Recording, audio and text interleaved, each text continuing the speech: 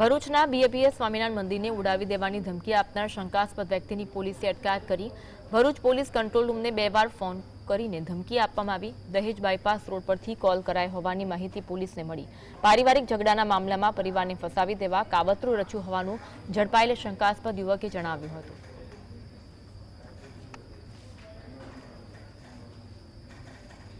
તે વ્યક્તિ હાલ ભરૂચના રેલવે સ્ટેશન ખાતે જણાઈ આવે છે। તેને ત્યાંથી લાવી અને તેની પૂછપરછ કરવામાં આવે છે તો તે સૌપ્રથમ પોતાનું નામ જણાવે છે કે જે તોસીફ આદમ પટેલ અને જે ભરૂચ જિલ્લાનો જ રહેવાસી છે।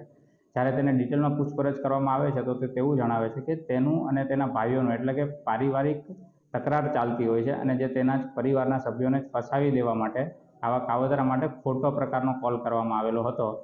જેની અંદર જે પોતે જ એવું સ્વીકારે છે કે જેની અંદર આવું બોમ્બ કે તેને સંબંધિત આવી કોઈ પણ હકીકત ત્યાં ખરેખર નથી, જે માત્ર બીજાને ફસાવવા માટે જ એણે આવી રીતનો કોલ કરેલો હતો।